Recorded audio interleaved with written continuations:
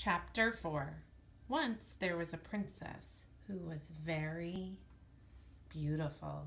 She shone as bright as the stars on a moonless night. But what a difference did it make that she was beautiful? None. No difference. Why did it make no difference? Asked Abilene. Because, said Pellegrina, she was a princess who loved no one and cared for nothing, even though there were many who loved her. At this point in her story, Pellegrina stopped and looked right at Edward. She stared deep into his painted on eyes, and again Edward felt a shiver go through him. And so, said Pellegrina, still staring at Edward. What happened to the princess? Said Abilene. And so, said Pellegrina, turning back to Abilene, the king, her father, said the princess must marry.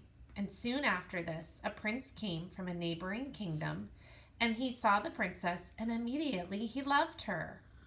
He gave her a ring of pure gold. He placed it on her finger, and he said these words to her, I love you.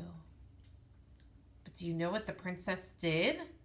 Abilene shook her head. She swallowed the ring. She took it from her finger and swallowed it. She said, that is what I think of love. And she ran from the prince, and she left the castle and went deep into the woods. And so what? Said Abilene. What happened then?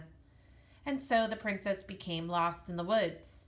She wandered for many days. Finally, she came to a little hut, and she knocked on the door, and she said, let me in. I am cold.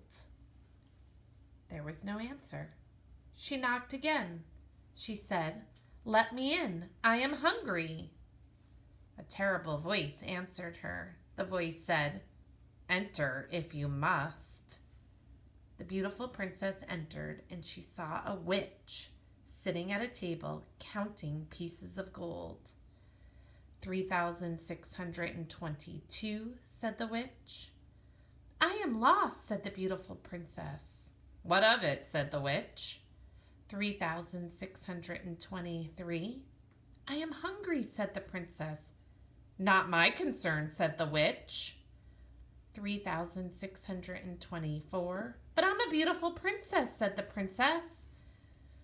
300,625, replied the witch. My father, said the princess, is a powerful king. You must help me, or there will be consequences. Consequences, said the witch. She looked up from her gold. She stared at the princess. You dare talk to me of consequences? Very well. We will speak of consequences. Tell me the name of the one you love.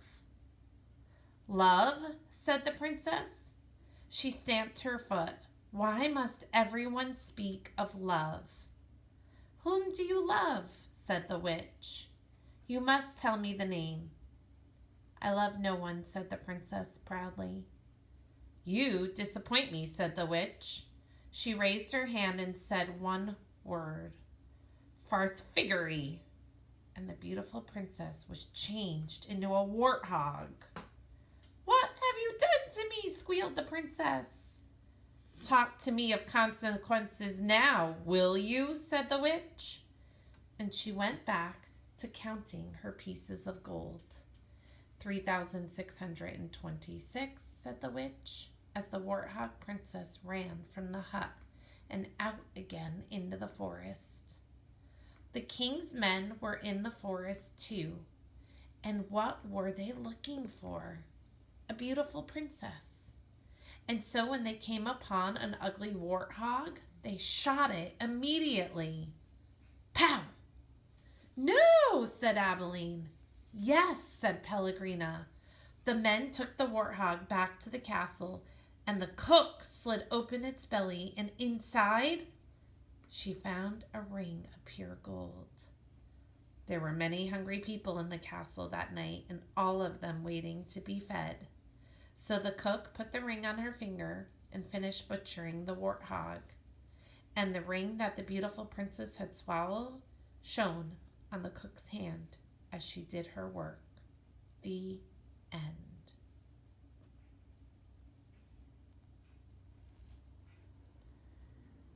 The end, said Abilene indignantly. Yes, said Pellegrina, the end. But it can't be. Why can't it be?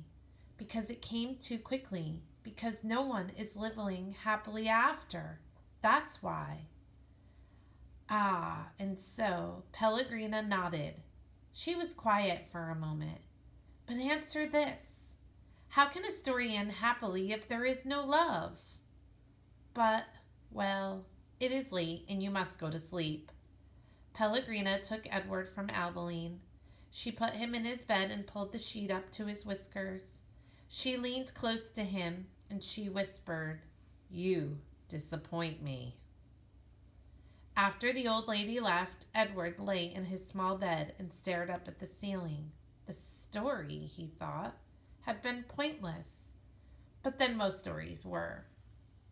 He thought of the princess and how she had become a warthog. How gruesome. How grotesque. What a terrible fate. Edward and Abilene said, "I love you. I don't care how old I get. I always love you." Yes, yes, thought Edward.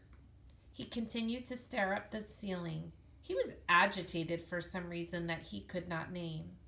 He wished that Pellegrina had put him on his side so that he might look at the stars. And then he remembered Pellegrina's description of the beautiful princess.